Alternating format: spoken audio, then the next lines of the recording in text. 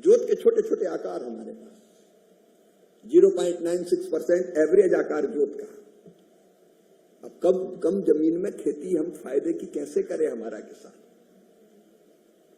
इसलिए केवल अनाज की खेती नहीं, फूलों की खेती, फलों की खेती, सब्जियों की खेती,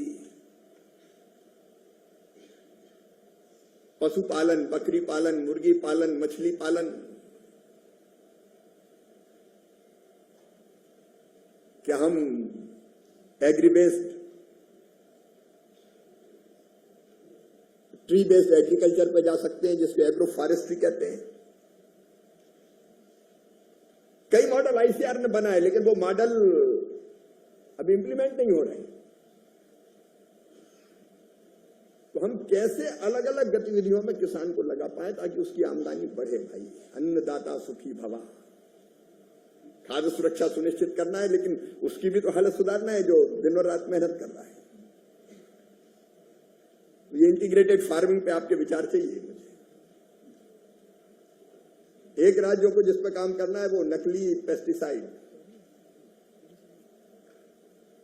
खाद और पेस्टिसाइड अगर कोई नकली बेचता है तो पाप करता है, अपराध करता है, उसको छोड़ना नहीं है किसी भी कीमत पर। इसमें बड़ी भूमिका राज्यों की है। हम पहले भी मैंने कहा पेस्टिसाइड एक्ट, सीड एक्ट, इस पर तैयारी चल रही, सलाह मशवरा विचार विमर्श चल रहा है, वो भी लाएंगे। लेकिन हमारे पास जो आज मौजूदा व्यवस्था, उसके अंतर्गत गड़बड़ करने वाले को ठीक करने का काम हमको करना ही पड़ेगा।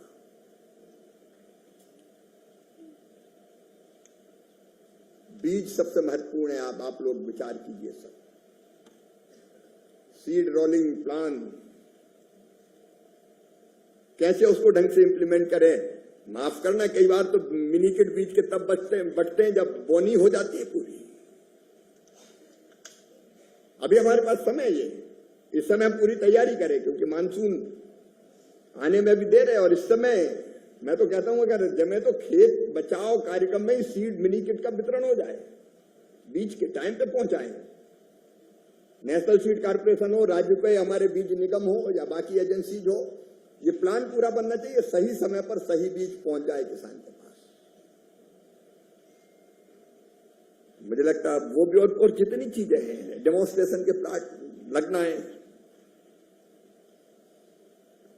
तो उसको हमको कैसे ढंग से डेमोन्स्ट्रेशन ऐसा कि किसानों को पता तो चले कि डेमोन्स्ट्रेशन हो रहा है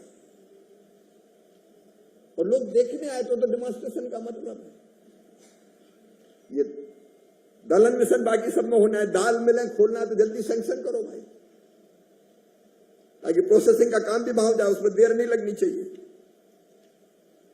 खरीदी तंत्र को मजबूत करो। देखो एक बात, किसान किस चीज का उत्पादन करेगा, उसका उत्पादन करेगा जिसमें फायदा ज्यादा होगा।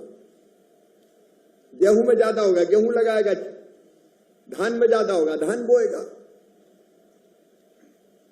लेकिन अगर दलहन तिलहन में फायदा होता दिखेगा तो दलहन तिलहन की तरफ जाएगा। डाइवर्सिफिकेशन की पहली शर्त है ये। प्रधानमंत्री जी ने पीएम आशा योजना बनाई। मुझे शिकायत है कि खरीद की व्यवस्था ढंग से समय पर हम कर नहीं पाते। मैं हर एक राज्य को नहीं कह रहा, लेकिन इस पे जरूर सोचना, आप इस पे चर्चा करनी पड़ेगी हमको। समय पे किसान, क्योंकि उसको तो कई तरह के काम करने, तो किसान के हाथ में पैसा चाहिए, नहीं तो वो और किसी को बेच देता है।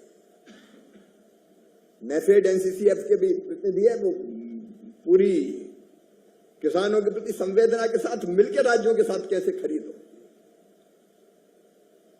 कई बार कुछ ऐसे राज्य भी जिनने नेफेड, हमने इस बार तय किया नेफेड और एनसीसीएफ भी खरीदेंगे, तो कुछ राज्यों में ये दिक्कत हुई कि ये कहां से आ गए, इनको नहीं खरीदने देंगे।